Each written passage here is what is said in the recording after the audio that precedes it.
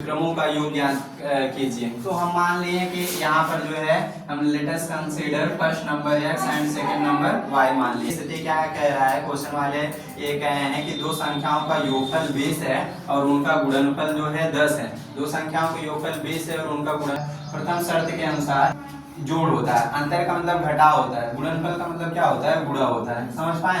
तो दोनों का योगफल 20 दिया है तो दोनों का हम जोड़कर 20 के बराबर कर दिए। द्वितीय शर्त के अनुसार आपका इसमें एक संख्या जो है x है और दूसरी संख्या y है, तो दोनों का गुणा, अगर बीच में दोनों का गुणा न हो तो मल्टीप्लाई ही होता है गुणा।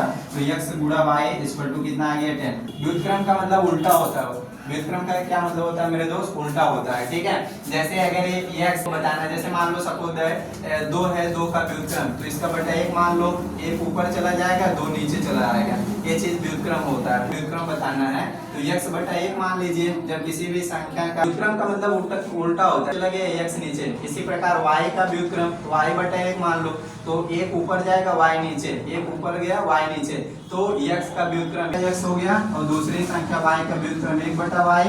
अब इनका जो है योग ज्ञात करिए। देखिए यहाँ पर जो है y, फिर x का गुणा 1 में x के खंडन में, और यहाँ पर सीधे सीधे गुणा x का गुणा y में कर लीजिए, x आ गया। हम क्या किए हैं, हम लोग कहते हैं योग का जो है क्रम में नहीं है। तो यहाँ पर जैसे y प्लस, यही बताया ना रूल कि दो संख्याओं को किसी भी y, अब देखिए x प्लस y का वैल्यू जो है आप पता कर लीजिए ऊपर से, x प्लस y का वैल्यू कितना है 20 है, तो x प्लस y के स्थान पर आप 20 रखें। तो अब इसे काट दो, देखो 10 एक 10, 10 दूना 20, तो कितना आ गया 2 बटा 1, 1 से भाग लगाएंगे तो 2।